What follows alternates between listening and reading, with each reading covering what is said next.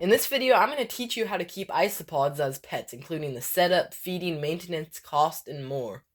Isopods make great pets as they're pretty low maintenance and cheap, as I probably spent $50 on my setup, and I had a sufficient setup that only costed literally $1. Also, before we get into the video, if you hear that I'm a kid, don't let that make you click off the video, because I have at least half a year of experience with keeping isopods, and I've done hours of research, so you can trust me.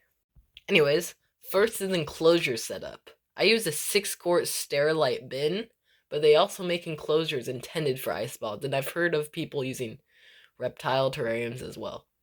Honestly, you can use pretty much any enclosure as long as it's more wide than tall, as isopods are terrestrial, meaning they need space to crawl around more than space to climb. The size of the enclosure depends on the species, as the size of the isopods and how much they reproduce affects how much space they need. You also need to make sure the enclosure has adequate ventilation, which again depends on the species. For example, I had to drill holes in my Sterilite bin just to get the right ventilation. Can we see I drilled some holes on the lid too? Every isopod enclosure also needs substrate. The best substrates are substrate made for isopods, but you can also use reptisoil, and even compost and garden soil can work if it doesn't have fertilizer in it. People usually recommend the dirt being a few inches deep, and this is especially important as some isopods burrow. And you can see mine is like only an inch deep, which is just because I don't have that much dirt on me right now, and this is really all I could do. But normally you'd want more than this. Once you've got your dirt in, you're going to want to make about half the enclosure a little shallower than the rest by creating a little trench, like I just did.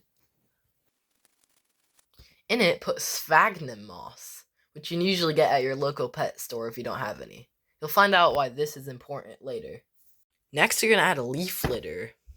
You can either just buy it at a pet store, or if you have a backyard, collect your own.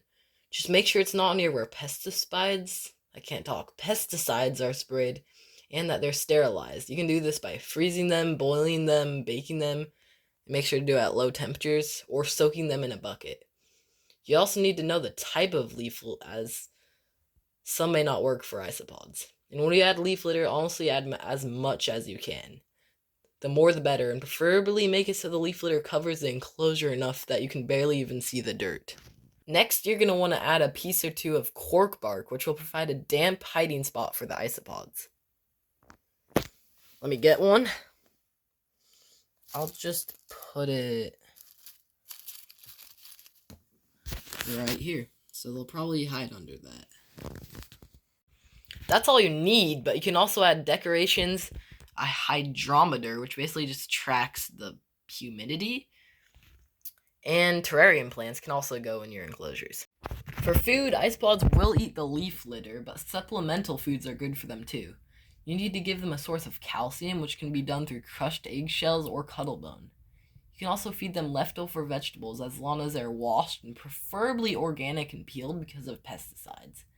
Or, like me, you could feed them special isopod food, like this Rapashi morning wood, which is basically just this powder, but you can also make it into this stuff, which I feed my isopods. For care and maintenance, you're going to need to spray their enclosure with a spray bottle regularly. And the frequency depends on the enclosure's ventilation and species. But honestly, you can also just spray it when it looks dry. But don't just spray the whole enclosure. Only spray the side with the moss, as isopods need a moisture gradient, meaning one side of the enclosure moist and one side dry, so they can choose where they want to be. Also, make sure to use distilled reverse osmosis or bottled water for spraying, as the chemicals in tap water may be bad for your isopods. The water you spray will be enough for the isopods, so you don't need a water bowl or anything for them. I'm just going to show you what it's like to mist, so there's kind of multiple ways to do it. You can either just mist a little bit where the moss is, kind of on one side, or you can also kind of mist in the corners, and they'll kind of just drip in other places. And like I said, you can kind of see those little water droplets on the side. The isopods will drink that, so that's kind of where they get their water to drink. Also, isopods do poop, and this poop will build up in the soil. So every 6 to 12 months, I'd say you'll want to change out their soil. I'm not going to teach you how to do this in this video, but there's plenty of other videos out there that can teach you how to do this. You can also add these little bugs called springtails to your isopod enclosures, as they'll eat leftover food, waste, and mold in your isopod enclosure. Although this is optional. I did do this, and they actually reproduce very fast, and they work. Those are the basics of getting an isopod enclosure, but before I end the video, I'm going to cover some common questions and share some tips on isopod keeping. One common question is, where should I keep my enclosure? The answer is anywhere, as long as it's kept away from cats and dogs, as my cat actually flipped over one of my enclosures once. And isopods usually will do fine in room temperature, but again, it depends on the species. They also don't need a light unless you're keeping live moss or plants in the enclosure. Another question is if the enclosure smells. Mine usually have a minor dirt smell, but it's not that bad and barely noticeable. I also want to say there's such a variety of isopods out there, and it may be hard to choose what species to get. So you might think, why not get multiple?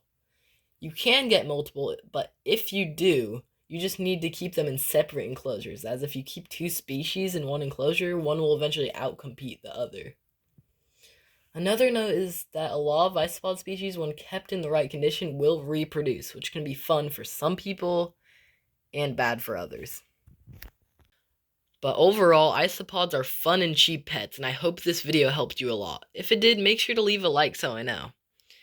And also, if you're about to click off the video because you think it's over, you don't have to yet, because I'm going to add the isopods to this new enclosure. So if you're interested in seeing that, you should keep watching. So the species I made this enclosure for are Ormodilidium maculatum, or zebra pillbugs. So this is one of them, but I need to move them now. The camera isn't focusing, but I got one of them on here, so I'm just going to use this to get him into an enclosure.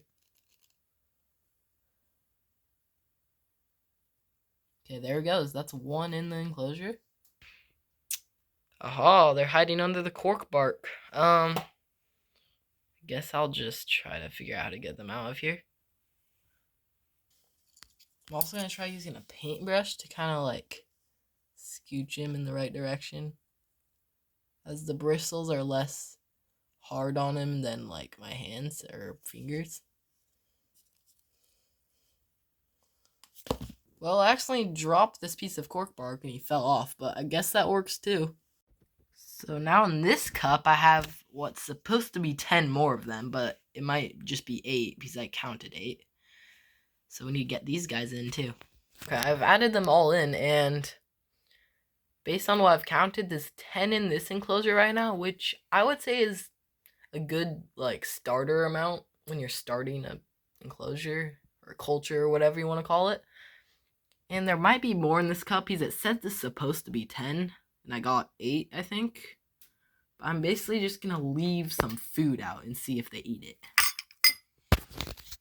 So this is the Rapashi morning wood I was talking about. So basically it comes in a powder, but if you mix it with boiling water, it turns into this solid food. So just in case the isopods are hungry, I'm just gonna throw some on this log, and if you have springtails in your enclosure, they'll eat it too. So it kind of feeds them and the isopods, and I'm just gonna put the tiniest bit in this little cup just to make sure, I guess, that I got all of the isopods. And if I find one eating it, I'll just move him into the bigger enclosure. Also, just something to know, when you first get new isopods, they'll most likely hide for a while, but then once they get comfortable, they'll come out more. But yeah, I hope you enjoyed this video. See ya.